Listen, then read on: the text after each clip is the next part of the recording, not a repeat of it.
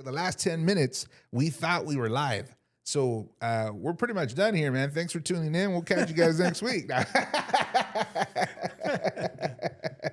Dude, give me some of the sound effects, brother. Woo, woo, woo, woo, woo. We're back. Woo, woo, woo. How's it going, guys? Welcome back to the Wiffy Real Podcast, episode 2 live. Of the live side of the podcast, just for reiteration purposes, guys, just want you guys to know that the Wiffy Real podcast will have two sides to it, right? The interviews that we record and we launch on Tuesdays starting June 3rd, and the live aspect to the podcast, which will be going live every Wednesday at 8 p.m., baby. Hoorah! Today is Wednesday, and it is 8:08. It is 8:10-ish, and we are live today. So today is the second episode of the live of the Wiffy Real podcast, guys. Make sure you guys tune in. So far, so good. We've been already interviewing people here in the Wiffy Real podcast studios, and I'm pleased to announce to you guys, man, that you're going to love the content. You're going to love the content. It's been great. It's been awesome. Obviously, last week in the live, we interviewed my dad, but then we have other guests that we're interviewing for the actual podcast, for the interview side of the podcast. And I'm excited, man. I'm excited for you guys to hear those interviews because they're fun, they're funny, and I hope that you guys take value from those videos and things that you guys can take and apply into your life, man. I'm sure you will. I'm sure you will because I know that I did, man. I gained a lot from those conversations. So, Dad, how you feeling, man? We're here, episode 2. How you feeling? Tell the people. Tell the people. Well, I'm feeling good. Kind of excited what's going on in everyday life. What are you doing at home? Trying to do a front yard fixer-upper. And we started today. What are you putting in the front yard, baby? Pavers. Yeah, they're trying to do a new look. Nice. Because my wife wants it. The way you said that was funny. Noah, how you doing, man? Doing great. Super busy, but we're rolling through it right now. Awesome, dude. Awesome. Glad to have you here again, man.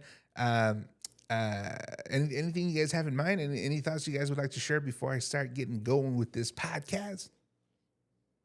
Like I said, I saw Noah at a men's group on Tuesday, 7 o'clock, from 7 to 8 a.m. We were there. We had good fun and a lot of testimonies. Yeah, right on. Awesome. So earlier when we thought we were live, we discussed that a little bit. And there's a group that you go to, right? Like a small group at church.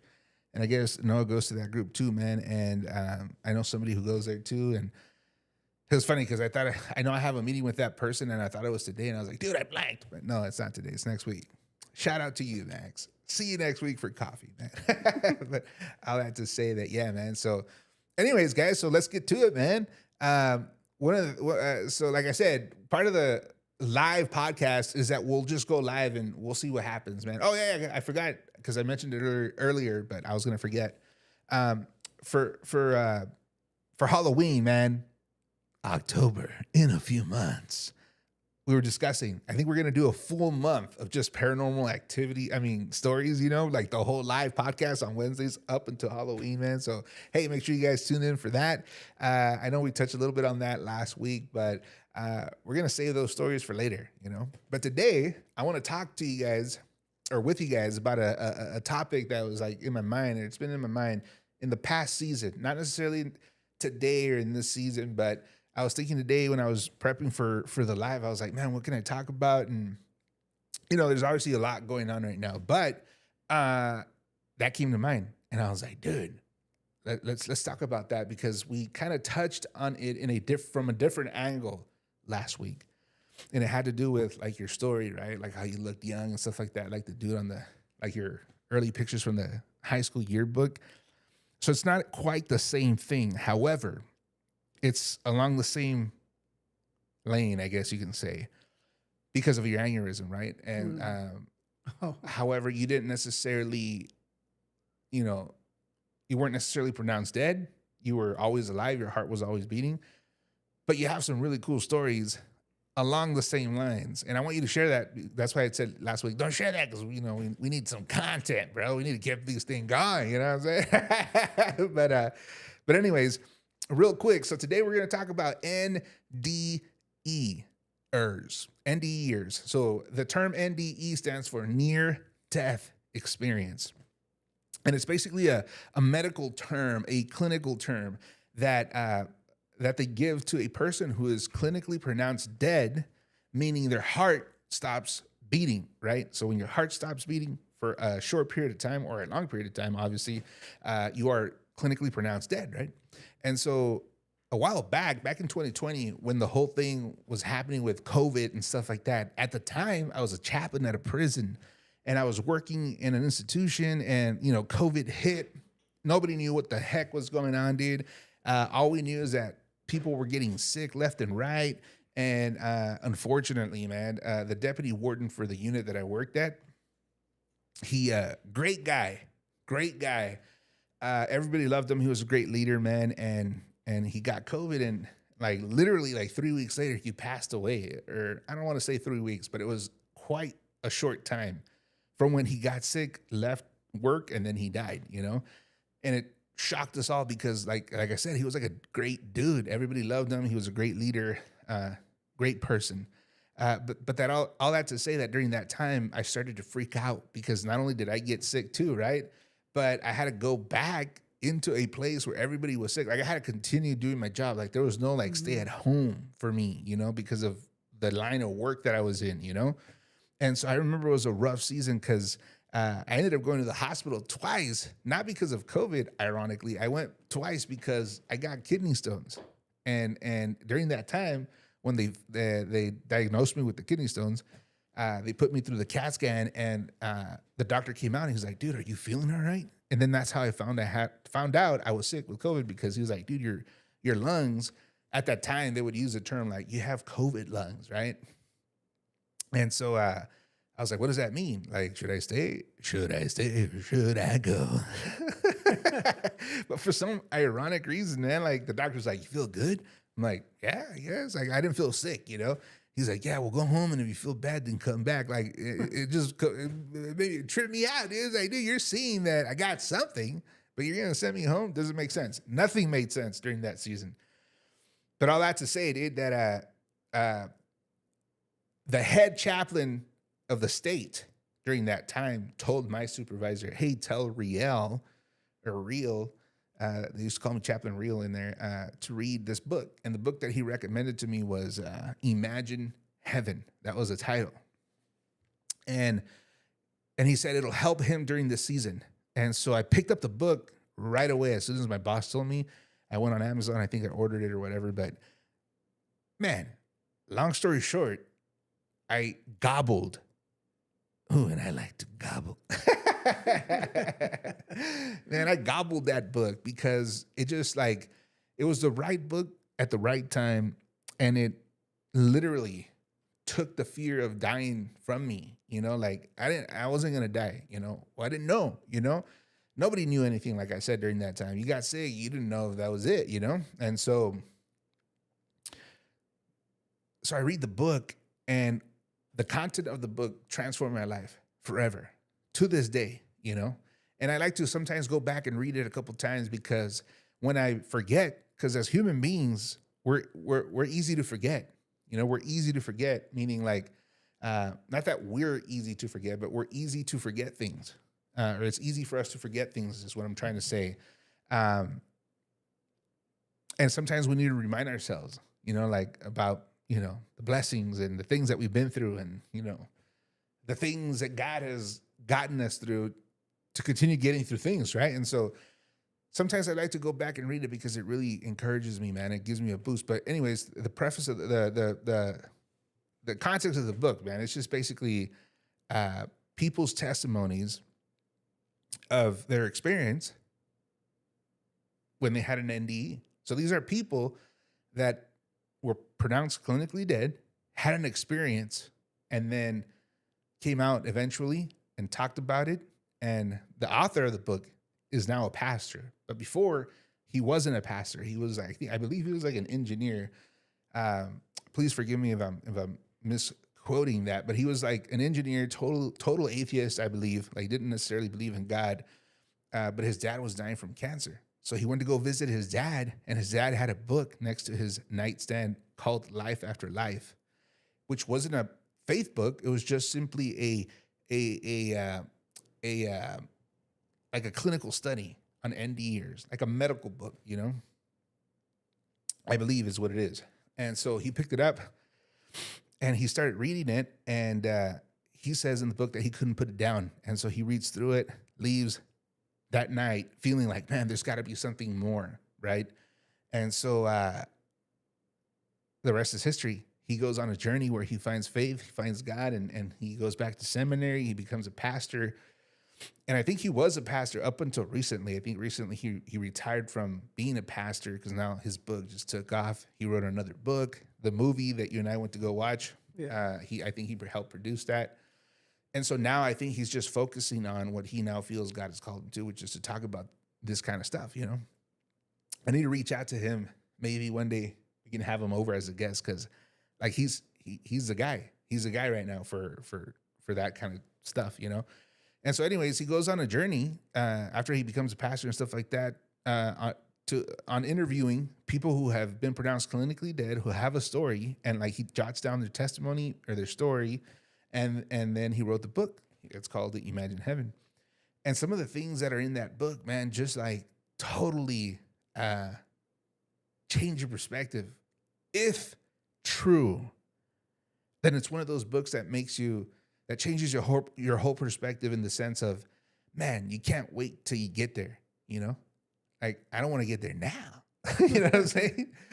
But even that changes because it's foolish to say that, like knowing what I know because I've read the book, it would be foolish to say like, I don't want to get there now because the other side is so much greater, so much grander than what we can ever imagine.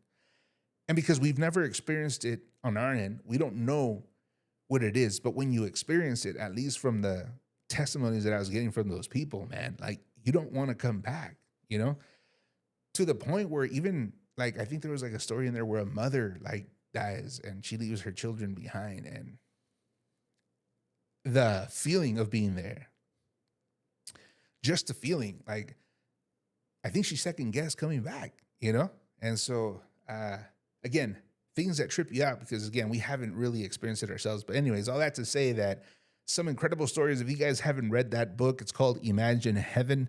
I highly recommend it, especially if you're going through something difficult right now in regards to, you know, an illness or potential death or something like that. Maybe you or a family member. If you haven't read that book, I recommend it. I highly recommend it. It'll change your whole perspective, and it'll give you this peace that transcends all understanding. Like, seriously, you put that book down, you're like, dude, I can leave right now and I'm good to go. It's incredible stories, and it's by people who are credible. And what do I mean by that? The people who shared their stories, like, for example, they have not a neuro, but like a spine surgeon who had an experience, and she was pronounced clinically dead. She comes back and she has a story, which, by the way, I've read her book too. So all the people who, not all the people, but most of the people who shared their testimony in that book, they also have their own books. So I read most of their books. They had a tenured college professor that was interviewed, and he shared his story. They had a commercial airline pilot who shared his story. They had an emergency room doctor who also went through something, and he shared his story. And I thought that was so cool. His story was awesome because I think he ends up dying because he's helping his brother move out of his apartment on the 3rd floor. And he goes out to the patio to grab out on the balcony to grab the patio furniture. And he puts his hand on the railing, and it gives because of termites. And so he falls 3 stories, I think, like head first, dude. Boom, he dies on the spot, you know? And so they take him to the hospital. Obviously, by the time he gets there, obviously he's pronounced dead. And they put him in the basement where they put all the bodies, dude. And I think, if I don't remember wrong, like, he had been down there for a minute, you know, more than like 30 minutes. And all of a sudden he just like wakes up, you know, and he comes back to life, and the guy who was down there literally sees him. I forget if it was a nurse or like the guy who's in the dungeon, you know, and he like runs out and like hits a freaking code, you know, whatever it is, like this guy's alive, and they all rush down, and he ends up surviving, you know. And so later he shares this story, and it's quite an incredible story, man, when you read it. But all that to say that there were a few things that I found super interesting, and one of them was a few common denominators that these people had between each other. And also keep in mind that these people had never met each other. So these people, like most of these people that he interviewed, like some of them lived in different states, different countries, different continents. Like it's not like, you know, that they knew each other, so they're corroborating the same story. They all have their stories, but regardless of distance, time, or age, there were a few common denominators in their stories. And one of those was like that when they would, you know, I guess like die, they would realize that they were dead. But ironically, they were more alive than they had ever been.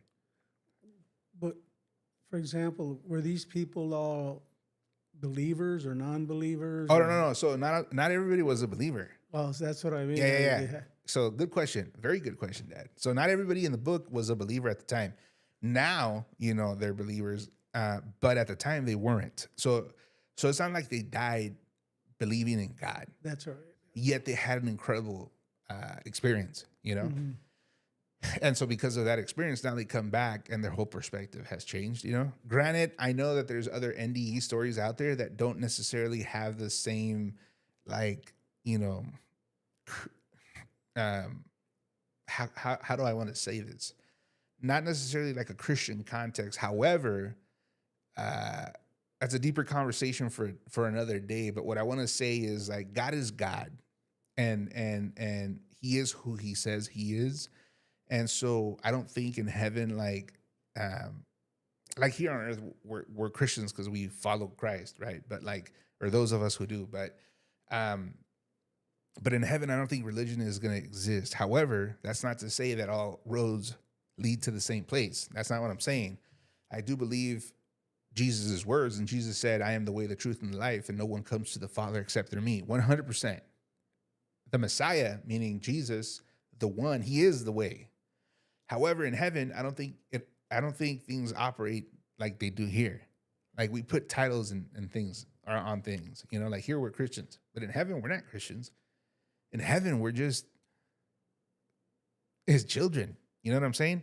Again, another conversation for another day. I don't want to get into that. But what I do want to say is that like these people, regardless of their faith background, who had these experiences, when they would get there, they would talk about meeting the being of light. Like for example, the ones that weren't Christians, they didn't know the terminology. They didn't know the Christian lingo, right? So they wouldn't say like Jesus, right? But like eventually they came to an understanding that He was Jesus. But initially it was like, man, like who is this being? And they would call Him the being of light.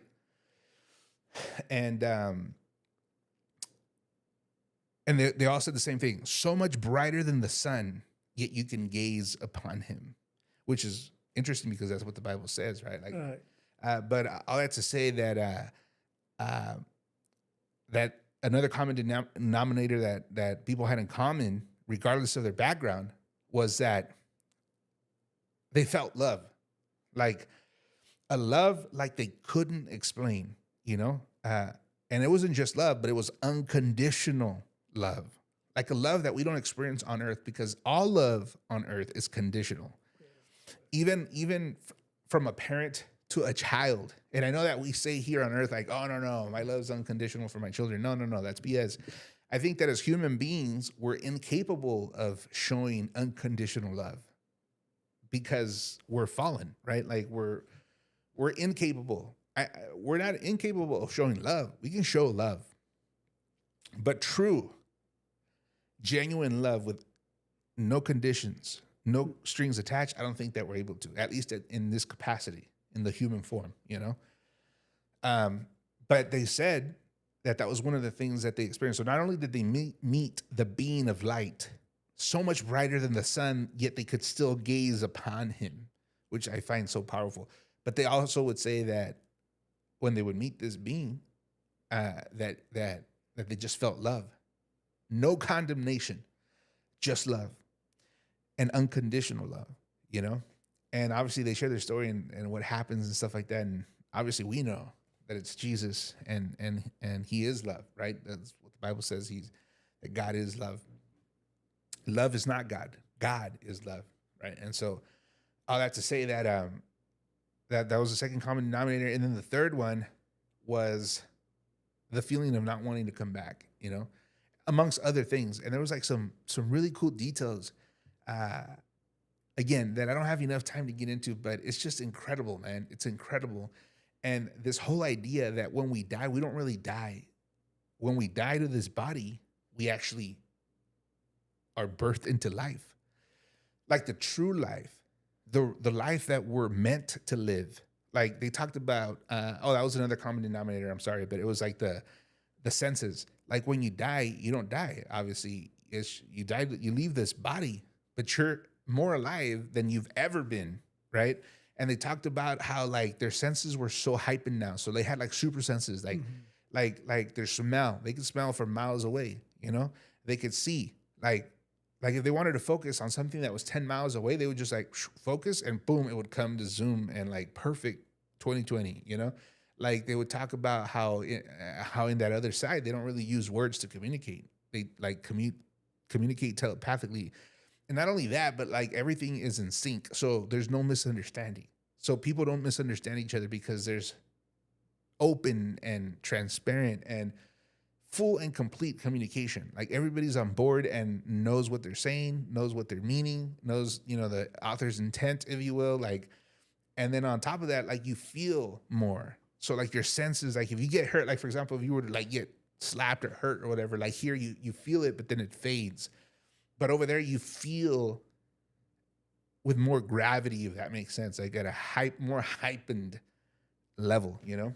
And that was, again, a common denominator amongst all these people that were talking about this. But anyways, again, guys, super incredible book. If you haven't read it, please read it. And there's a movie out there. There's a documentary on it. Honestly, I liked the documentary. But because I read the book, I was like, there's so much that they didn't cover, and I wish that they would have. But I know that it impacted you. You know, at the end, I know you felt something powerful there. But I don't really want to talk about what you felt at the movies. I want to segue into kind of like your story, right? To continue your story that we were talking about last week. So you had an aneurysm, and here in Phoenix, Arizona. Yeah, here in Phoenix, Arizona. And for our audience at the time, we didn't live in Phoenix, Arizona. We lived in California. Right. And not only did we live in California, but we lived in Imperial County, which is one of the poorest counties in the nation.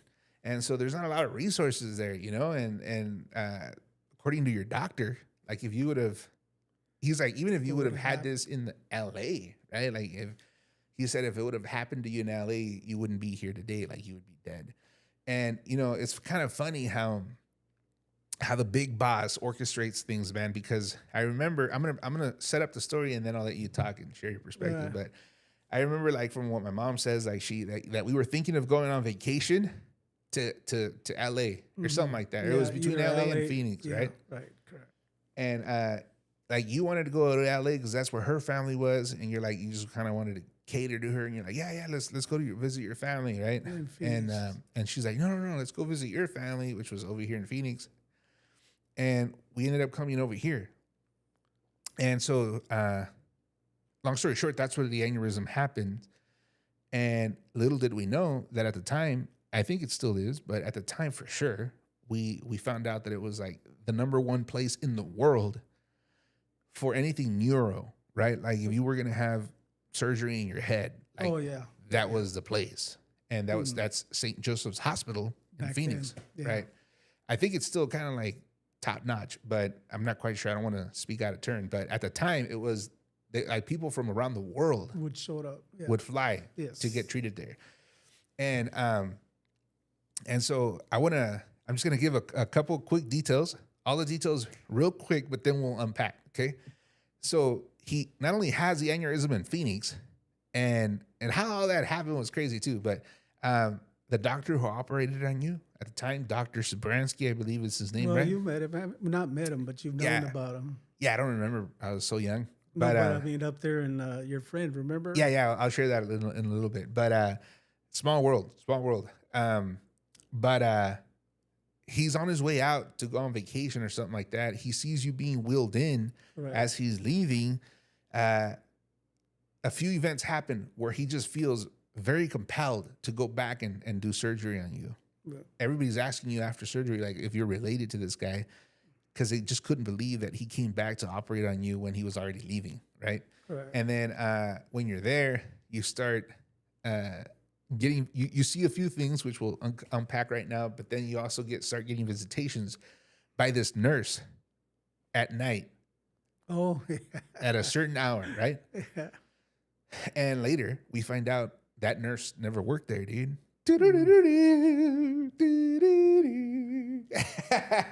But we believe it was an angel, and we'll get to that. But all that to say that you have a miraculous recovery. You know, like if people see you today, they would never know that you had an aneurysm. You know, thank God. And then later is when what we shared last week happened. You know, Correct. when you become young. But I want you to walk the people real quick just through what you experienced. You know, from when it happened to when you were. You know, just share the whole process real quick. Oh, real fast. Make a long story short, it all started when we went up to Sedona, Arizona. It was with you. He was 5 years old, and we took a trip out there. We got down to Sedona, and everything was cool. I mean, everything was A-OK. So it was our first time ever, right, in Yeah. Sedona. So just to give the audience, I'll be interjecting to kind of help you through it. But like, so it was our first time going to Sedona, and it was the day before he had the aneurysm. Go. The reason I kind of go back then that far to kind of explain all this is that you'd have to listen to what started the whole thing for me was the day prior of having what I had, the aneurysm. The experiences. The experiences of it. And I was telling Whiffy that at that time back then, Sedona was like, going to a park ride or something like that. And so we went out there, me and my wife, my cousin, Rosemary, and Sonny. We were out there and, having a good time. And I don't know if you've ever been out there. Whoever has knows about the bow, the four winds, what's other little things that they have there that you have, you give. Yeah, the spiritual things. Yeah, the real pamphlet and all that stuff. And when I was trying to go up a mountain. So before we get there, because I feel like you skipped a few things. So tell the people. So I remember because you shared your story with me. So you're driving into Sedona for the first time. Yeah. And then there's a point in the road where you turn, and then boom, Sedona like comes like into frame, right, into picture. So tell the audience what you felt in that exact moment. Well, like he said, like what he said there, that going around this big old, sort of like a cliff. Back then it was like a cliff straight down mountains. We were going around, and then right where we got to the other side of that cliff, I was telling with you that all of a sudden I felt different. I felt that I was somewhere where I didn't even know where I was, and that it felt very different, beautiful. I mean, so the words you used when you told me the story originally was like you felt like you were seeing Sedona, but not the modern day Sedona. no, You felt like in an instant that you were seeing Sedona like in a previous time. yeah. And on the ridge, because there's a ridge, right? On top of the mountains, like you saw like Native Americans on horses and like eagles. Was it Native Americans? No. Or was it just like people? There was, what it was, it's that I can't say that when I first got up there, that I noticed all these things I was telling Whiffy about, that I saw a small person. Right. But before we get to the small I went person, to there's a mountain called Four Winds. right. But before we get there, let's give them like step by step. So, and we got to talk fast because we're running out of time. But like, so you give a turn, and then you see Sedona for the first time ever in your life. Yeah. But then you feel like you're experiencing it almost like in a twilight zone because Twilight Zone. That's like it. you're in between the reality and in between this previous time of Sedona, like more original state Sedona. Yeah. And you tell me that's when you see the eagle flying and All right, that, yes. all that. So it's almost like you're entering like a spirit, like a virgin state of Sedona that me and my mom and everybody who was in the car couldn't see except you. Right. Right, and so for right there, we'll move forward. So then we start getting to Sedona. We start going to the tourist places and all that stuff, and then finally get to the part where you say the little person or the little man or whatever. Well, to go back, just when I got up to this mountain called Four Winds, okay, I was going up and I felt something on my chest pushing me back, And I would tell my wife, "Hey, you don't see anybody around here, or you don't feel anything here?" No. Okay, so I started going back up again, felt it, got back down, and we took off in town where they had a I can't remember the hamburger place that we went to, and we were there, and I was telling my wife, "There's someone following me, man. There's a little person like this, 4 feet, 3 feet," and I was telling them they're following me. "Are you sick or what? What's going on, babe?" And I said, "No." So real quick. So at this point, you try to climb that mountain, but you felt somebody pushing you back. Yeah. Like telling you no, right? Yeah. And then we come down the mountain, we go into the city, we're eating. And I remember you telling me that when we sat down in the restaurant, that's when you start seeing this entity, right? Yeah. It's like it's not a human. Would you say it was a I human? couldn't see if it was a human or not. Right. So you couldn't see if it was human or not human, but all you could see was like a silhouette. Silhouette, Okay, but it was small. small, And the reason why you say it was like a child because it was small, yes. right? And what did this entity tell you, man? You know how that they kind of lift the finger up and they call you like that? And I say, "Yeah, it's going me." So during this time, you're seeing it, Yeah. and you're flipping out because you're like, "What the heck is going on?" Yeah, I was telling my wife, I said, "Don't you see him out there? He's out there. Look, he's about 10, 15 feet away." Yeah. And so my mom was like flipping out, like, "What the heck, dude?" You know? You've been smoking that? No. Are you sure? But anyways, that's when it happened. I said, "There's something going on here." I mean, my wife said, "You feel good?" And honestly, Yeah, she probably thought you were sick or something, right? Yeah. Cool. So So we're in from we're in that hamburger place. You see it, right? Yeah. I remember you told me you got up and you go to the restroom to go pee and stuff like that. Yeah. And it was following you. Oh, yes. It didn't follow you into the restroom. though. No. No. Yeah. So it waited till you got out. But when you got out, you still saw it. Yeah.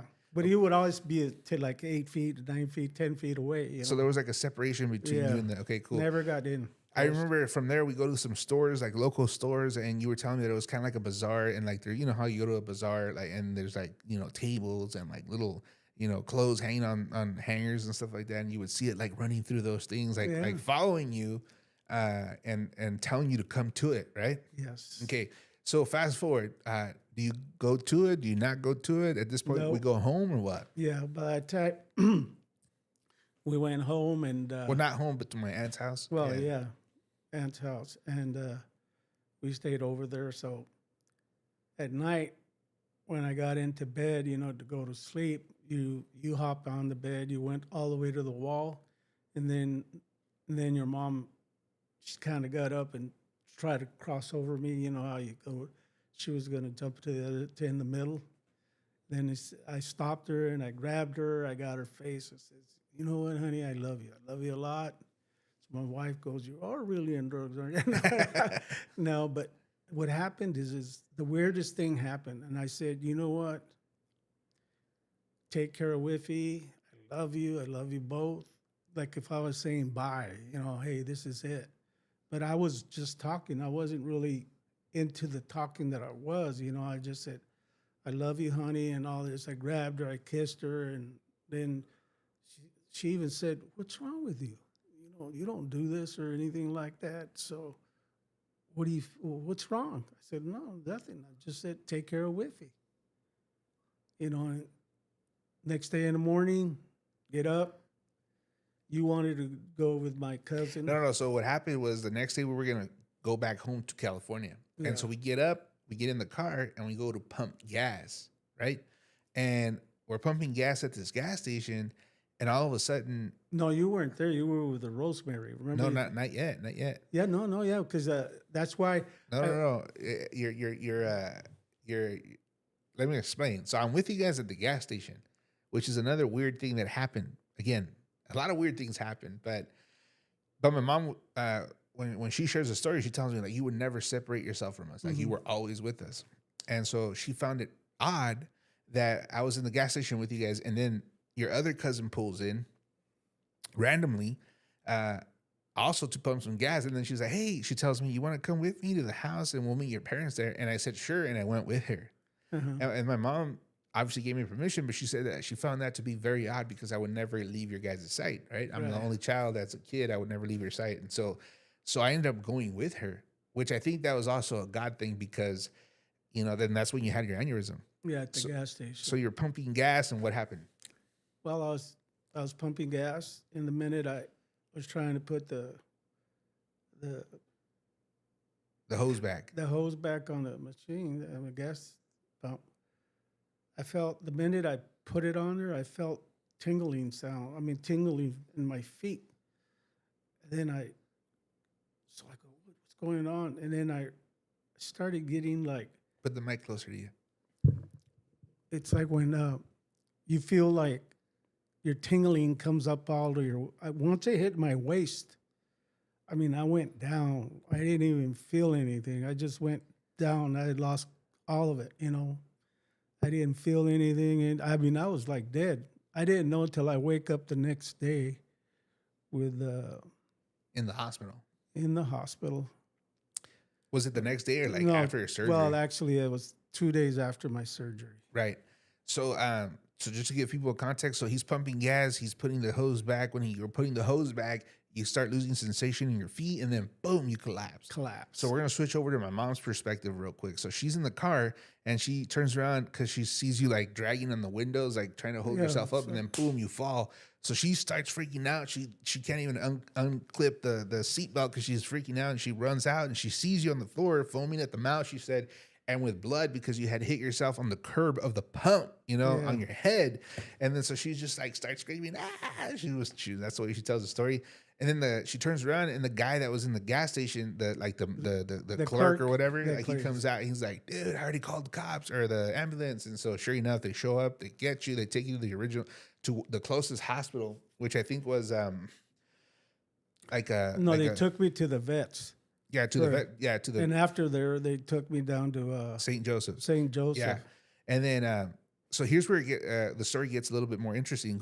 So now going back to the doctor. So as they're wheeling you in, the paramedics, right, into the emergency room, this Dr. Sobransky is walking out. Yeah. And Dr. Sobransky at the time, I don't know if he still works or not. I heard he retired, but he's like an eminent doctor. Yeah. He's like the eminent. Surgeon. Is that the right word? Like when you're like the bomb.com for that specific thing. But anyways, he was like the top doctor in the world for neurosurgery, And so he sees you, and then he leaves, obviously, right? Later comes back. We find out the story, his back end, because he had a meeting with you and he shared it, right? Yeah. I don't want to share exact details because I don't remember, and I'm sure you don't remember either. But the point, basically, in a nutshell, was that he just felt compelled, right, like to come back. And I think you told me that his car wouldn't start, and then he started it and went about a half a block, so he had to come back through the emergency. And at that time I didn't know what was going on because I was I was in the ER. They were going to take me to the ER, and he walked in, and he saw it, and he says, "No, well, I'll take." That's what he said, that he felt compelled, and that he wanted to do the job. You know, this guy needs my help, so I'm gonna help him. Yeah. So originally when you told me the story, you said that I guess he said that he left, got in his car. Well, after I heard his story, yes. Yeah, and then so the doctor leaves because he's going on vacation at this Going point, on right? vacation. So he leaves the hospital as they're wheeling you in. He sees you the first time, but doesn't think much of it. He gets in his car. At this point, he's already feeling compelled to go back. Like he's hearing a voice or something like that, right? Like go back. Yeah. Um, But he took off. but he took off, and then his car shuts down or like breaks down a few blocks away, right? Or something like that. Away. Like a block away. He comes back. Dude, that's crazy when I'm. And the reason I know all this is because when he did the operation, he took off on his vacation. I didn't see him until 2 weeks, right? So, but when he came back, before he came back, I told the nurse, I don't want to go without not talking to this gentleman, whoever he is. Because back then I didn't even know him, you know. Yeah, you hadn't even met him. No, not even after my operation. All they did was just walk me through it, you know. And I said, who? Because the only reason I found out about the doctor was because the nurse would always ask me, hey, who is this guy? Are you related to him? Like real nice ladies were really good and all that. And I said, no, not really. I don't even know. And then he would ask me again, you know, mostly about 3 or 4 nurses asked me until I asked him. I said, what's going on? Why you keep asking me if he's related or if I'm any relatives or anything about him, you know? Oh, you really don't know who he is? I go, no, not really. So they were just surprised Yeah. at the fact that he had not gone on his vacation, stayed operated on you, and then left on the vacation. But just real quick to go back to the story. So he's feeling compelled. He leaves. His car breaks down or like a block away. So he has to come back to call the tow truck. the tow truck. And then he sees you again. And then at that point, at that point, is when that's he when he really went felt down. like I need to work on this guy. Yeah. So he works on you. He operates on you and stuff like that. I remember from what you guys said that he said like that you were like inches away from dying because if the blood would have hit like or millimeters, Yeah. a certain tissue or whatever, like you were gone.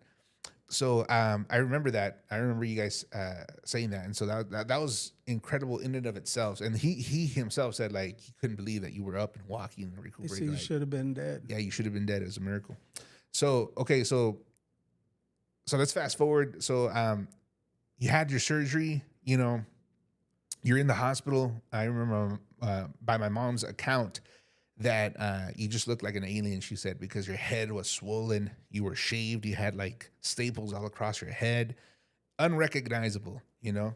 And it took you 2 weeks, miraculously, to recover, which is like a speedy recovery, you know, especially for something that severe. But in those 2 weeks, you experienced some other things. So tell me, let's start with the dude that you just like that random guy that was in the room with you. So you're finally coming to it, and they wheel you into your room where you're gonna be recovering. Well, it's the OR, not the OR, but the emergency room, right? Or the ICU. ICU, correct. Once I was there, you know, remember I didn't wake up till the next morning. Right, like 2 days Kinda- later. 2 yeah, days later. 2 days later, I kind of got the thing going on there. First thing I saw is a gentleman next to my bed there, and I said, you know, who are you? He started talking, and then he said, But was it like just a random guy? Was he a patient, or how did he look? he was a patient. He said he was a patient there. He was like in the bed next to you. Yeah, next to me, and I didn't see nothing on him, you know, being sick and all that. But he had the gown, you know, where they to put on you. So he had the gown, but he didn't look like he was sick. To me, it was you know. But he was chilling on the bed. Yeah, he was chilling, talking to me, looking to the side, things like that, you know. And all of a sudden, Do you remember his name? Did he share a name or not? no, nothing like that. Then I didn't see him till, like for example, I saw him and everything. Initially. But I didn't have no explanation, you know, because your mom would go in, you know, and that guy just sort of went to do stuff, you know, came back. We were talking and all the stuff. But the weirdest thing was that lady, Right. that nurse that was working there. But I remember you told me that there was like a transition from him to the lady. Yeah, That's what I mean. But how, tell us about that transition. So again, just to clarify for the people that watching, so you're in the room that they take you in to keep an eye on you. Yeah. There's another bed next to you. There's a dude in that bed. Yeah. He has a gown, but he doesn't look sick. He Like, doesn't. But, he doesn't look. I remember you told me that he was actually like a good looking dude. You know? yeah, Like, yeah, well, yeah. He was. He was. you're like, what is he doing here? You know, that's what you were thinking Yeah. probably, right? And so, like you said, when my mom would walk in, like it almost would seem like he would like maybe go to the restroom or something. And No, it wasn't him. It was.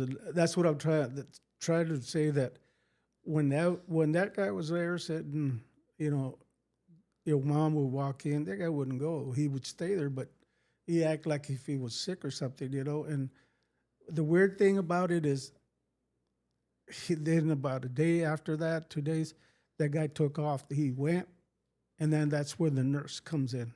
yeah, but I remember you told me that he said something. What did he have communication with the nurse? That nurse? No. So one day he just like peace. They went. He said, I gotta go. I'll see you. Take care and all. A man that has just an ICU, and all of a sudden doesn't seem like he's ever been sick, And that's when the transaction happened. That's when that nurse walks in, And So as he's leaving, she walks in, yeah, and we say she because she.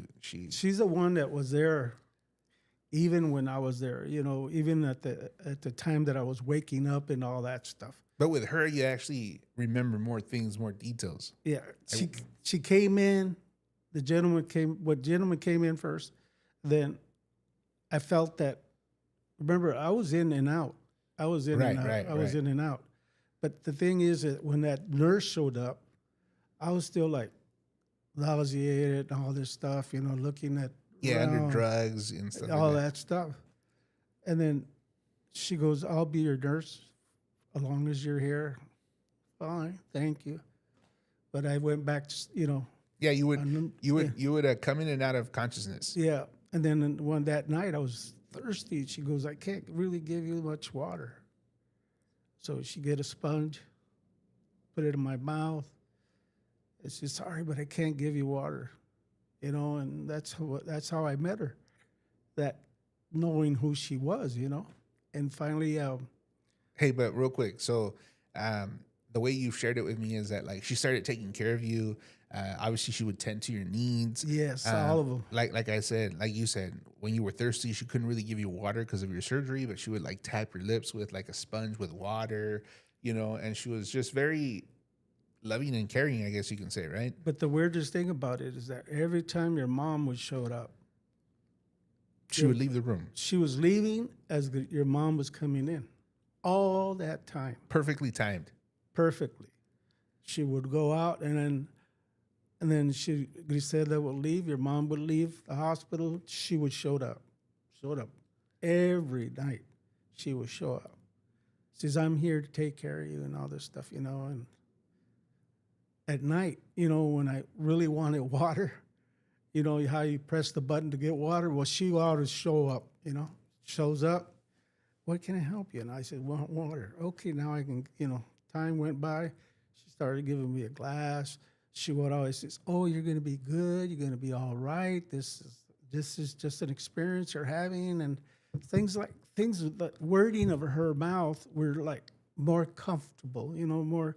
So her words were comforting to you. Oh, yes, they were like the most beautiful thing. Like that guy said that it was, he felt that Peace. peace, and Okay, real quick. So then, but to the very important thing that when they were going to stand me up the first time, to walk.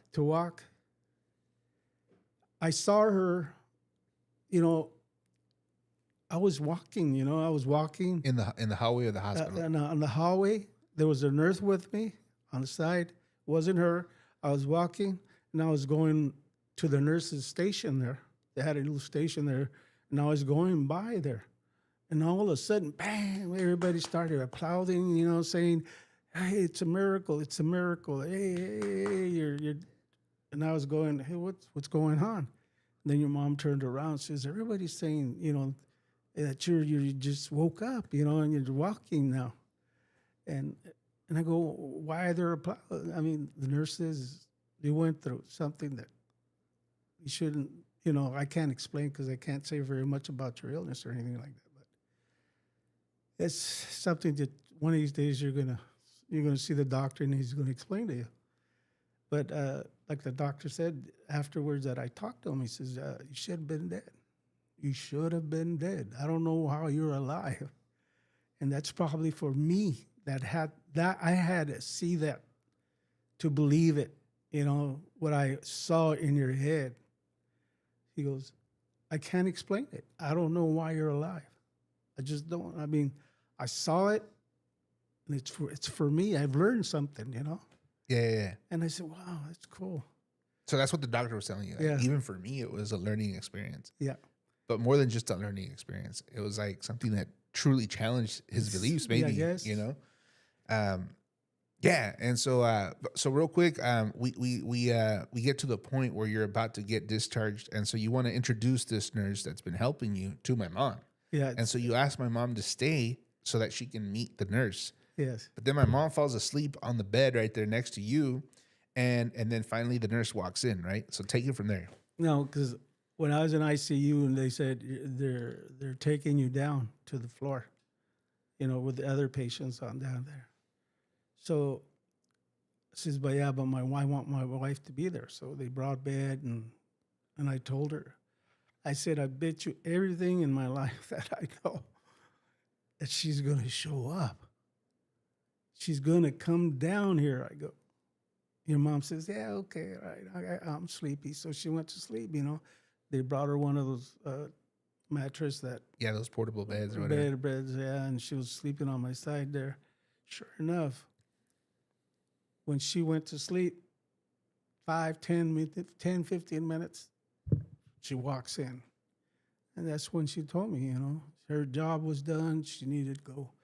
That I wasn't going to see her anymore, that she had to leave. Her job was done, and she told me, you're going to be fine. You're going to be real good. Don't worry about anything.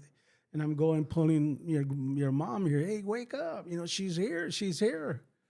And she goes, she said she kind of saw the reflection on the. No, so at that point, my mom wakes up. Well, so my mom was waking up from her sleep. And my mom, to this day, her perspective is that she did wake up. I mean, for the most part. And she turned around and she did see a nurse next to you. And so my mom, said hi and stuff like that. But then she went back to sleep, And so my mom, to this day, can testify that she literally saw somebody next to you. Like that, she's 1,000% sure. She just doesn't remember details. Yeah, details, yeah. But there's things in life you can't explain.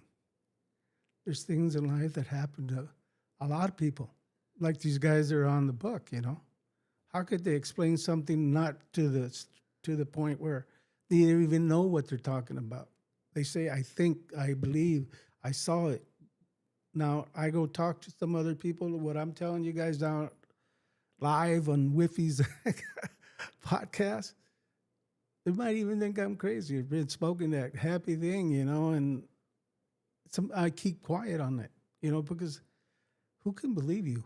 Who can believe that I saw these things, even before going to the hospital, even going on that trip, and things I said to my wife that she was saying, why are you saying these things? Yeah, why are you saying those? Yeah, dude, I think the to kind of like start winding down and concluding, like, for sure, I mean, there's things that we can't explain. When we look at your story, we don't know why you saw what you saw in Sedona, That one trips me out a little bit because I wonder who that entity was that was calling you. I'm glad you didn't go because imagine if you would have followed it. But no. And another thing, I was sitting down after everything happened. We went home and I, started working on my shop and all that stuff. Then one day I was drinking coffee because I had a little TV I was inside the house watching TV and all this stuff, and I was drinking coffee and all this stuff. And then I go, oh, they were talking about Sedona, being the spiritual of the portal, Yeah, like there's in the spiritual world and all that stuff and all this. And then when I saw all these things prior, I remember, what I saw, And when I told you about looking at the things, the eagles, all this other stuff, and and I call Griselda, I call your mom. I said, look, come here over here. Look what they're talking about. It's the spiritual. It's where the how do they call it that? Yeah. So it's a very spiritual place. No, but the dimensions, were Multi-dimensional. yeah. And I said, oh my God, no wonder. Yeah. I saw all these other things, differently. Yeah.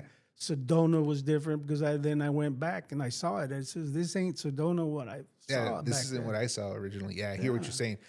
But just for our audience, real quick, because we got to start wrapping it up. But you said something before in previous conversations that I've had with you. You said something one time where you were like, "Yeah, I feel like maybe I was like that was the end of me. Like I was gonna die. Like that was my appointed time to die." It probably was. But then you said like that you feel that maybe you were given a second chance, at life, and really without you asking for it, because you didn't know what was going to happen. You were like going about your life, and so you feel like in your heart, last time, like I said, that you told me, you were like, dude, maybe I felt like I was supposed to die during that time, but I was given a second chance, because we can't really explain why you saw what you saw. Maybe it was you, maybe it was unconsciously, you didn't know, but maybe you were prepping to take that step from this life to the next, who knows? And again, I don't want to speculate or say things because I don't want to get into those weeds, because I don't want to mislead people or whatever. We believe what we believe, but what I'm saying is like, yeah, it's just weird that you experienced that. And then also the follow through, like the process of going through your experience. First of all, witnessing that in a place that's already like, hyperactive in all that activity, and then like going through your experience and then seeing, which we believe is the hand of God, like just taking care of you, throughout that process. And for our audience who's watching, we don't know who that nurse was. Oh, and then at the end, just for like the cherry on top. So at the end, when you're leaving the hospital, you ask to speak to this nurse. And so you tell the staff like, hey, can you please tell her to come? Because I want to say thank you for taking care of me and stuff like that. And as it turns out, in every good movie, she didn't work there. No. Like there was no such person. No. And nobody was on shift during that time. Nope. And nobody should have been in your room during that time. So that just blows our mind. And our conclusion, your conclusion, my conclusion is that, all we can think and believe that it was like an angel, dude, taking care of you for sure. But another thing to remember is the thing from last week, that you saw me, your mom saw me, I saw myself in the mirror. What explanation do I have? Right. So after your aneurysm is when we had that other experience. Before. No, it was after. What's that? No, the one I'm talking about. The one where you look young. That was after the aneurysm. After, but that's what I mean. No. I understand what you're saying, but what I'm saying is like, we can't explain all that, but we know it happened. Exactly. Because you saw it, I saw it, we all saw it. You know what I'm saying? And either there were burning piles of weed in our backyard and we were sniffing that shiznits, you know what I'm saying? Unbeknownst to us, or something miraculous was taking place in our family, specifically with you, because you were the one going through it all, and that's something that we don't have answers for, but here's the deal. And here's a takeaway, I think, for my audience. I think, obviously we believe in God, and we believe that he is separate from creation because he created, and everything that he created is in beneath him. Not that it's beneath him in the sense that he doesn't care, but like it's separate from him because he's separate. He's that beautiful mind. He's that being. And there's definitely things that we can't explain. There are things that we can't even begin to imagine that exist. I'm sure of that. I believe that 100%. Especially nowadays that we're seeing these shows come up or whatever, with like sightings and stuff like that. Who knows? Who the heck knows? But I will say this. One of the things that impacted me from reading the book, I don't know if it was in the book, but I read one of the testimonies, and then I bought that person's book, and I think it was in that person's book where he said something like Jesus is the Christ, meaning he is the chosen one. He's the Messiah, not only on this earth, but of all creation, you know? And he said something, I think he quoted John 3:16, where it says, for God so loved the world that he gave his one and only son. So whoever believes in him shall not perish, but have everlasting life. The original word for world is not world as a planet. It's like the universe. Yeah. So for God loved the universe that he gave his one and only son. And the only reason why I bring that up is because the guy said like, oh no, like very, very casual about it, which is crazy to even use that term in this context. It was like, oh no, he's the one, not only on this planet, but in all creation. Meaning, like, if there was other planets with other life forms or beings, like he is the Christ there too, and his sacrifice was here and there and everywhere. He's the one who's atoned all of his creation back to himself. That blew me away, dude. Again, I'm not gonna say that that's the case. I don't know, but if it was true, damn. I mean, like, we can't even begin to imagine the complexities of the Creator, and so. I'd just like to say one thing. If there's people out there hearing us, and I hope so, and you have some kind of doubt, some kind of a thing that ever happened to you, wouldn't want to give it out, just let us know. I mean, I like to hear from you guys and to say you're not the only one. Yeah. There's countless of people who have experienced things, but they don't come forward because of they feel ashamed, like, people are going to think I'm crazy. How many times I've told your family, or either besides our family? None. And yeah, we talk about it as a family. Well, I mean, but I don't go out. Right. You don't publicize it. No. But today, copyrighted, the With Your Real Podcast. Noah, what did I talk about this about my aneurysm? Remember when you were there? I think he's talking about the small group. Did he? Yeah, the small group. In the very end of it, remember I said? Yeah, I totally forget. If I'm being real, I'm so sorry. That I had had an aneurysm, and that the subject was that I wanted to tell them that they were asking us if we ever used that. I swear to God, remember? Yeah, like when we're in times of waiting. Yeah, and we were at times that you would always sin, because of the word saying, I mean, I swear I got to do this. I swear, God, things like that, and you don't even do it. You just swear it, and that's a sin. Mm-hmm. Mm-hmm. Remember that? Yes, I remember now. You're talking about like bargaining with God and how, that's it. Yep, and how like a lot of people will swear to God with like, oh, I'm gonna do this, I'm gonna do that, just to kind of like try and get their way out of it in a way. But obviously that's not what we want to do, because that is inherently a sin, and also you're never going to fulfill it anyways. Dude, Noah, what are your thoughts, man?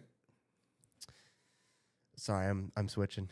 I've been paying attention, but I'm also focusing on how I'm making sure the broadcast looks good for you guys. Dude, do we have any comments? Nothing currently. Chat's open, y'all. Hello. Yeah. Chat's open, guys. If you want to leave any comments, feel free to leave any comments, guys. Or if you hear it later, yeah, let us know what you think in the comments, man. Yeah, we'll respond to all your comments. Yeah, okay. Share your story. Share your story with us. We'll probably share it in the podcast too. But yeah, we'll share it next week in the live. It'll be fun. Yeah, we'll share it next week in the live, dude. I just want to end this with what time we got, Noah? We are overtime. Overtime, cool. Let's shut it down. Start shutting it down, dude. We still haven't bought that clock, guys. We said we were going to buy it, but we're going to buy it. We're going to have it for next week. But for our audience out there listening, guys, thank you guys for tuning in to the With Your Real Podcast live side of the podcast, episode 2. I hope this story really encouraged you. And know this, if you take anything from this story, take this, man, that there is a God and he has you in the palm of his hand. Even if you don't think that that's the case, that is the case. And I don't know how else to say it, man. Somebody told me something that really impacted me recently. And he's like, I was just kind of airing out and sharing my thoughts. And and my problems and stuff. He's like, dude, do you believe in God? And I was like, yeah. He's like, no. Do you really believe in God? And I was like, what do you mean? He's like, dude, because if you believe in God, then no matter what's going on in your life, you're in plan because you believe that he has a purpose and a plan for your life and he's going to lead and guide you. So no matter what, you're in plan if you truly believe. And poof, that statement right there just took a bunch of stress off my back because I'm like, dude, he's like, it may not be looking how you think it should look or how you want it to look. It's all right. But if you believe in him, then you're in plan. And now that's become my motto. Every time I start to worry or whatnot, I'm like, dude, I'm in plan. So I hope you guys enjoyed the story. Leave your comments. We'll respond to your comments. And if you have a pretty cool story, let us know, man. We would love to share it on this podcast. Guys, we're ending episode 2 live. Hoorah. Love you guys. See you guys next week. Tune in June 3rd for the first interview of the podcast. Hoorah. Hoorah.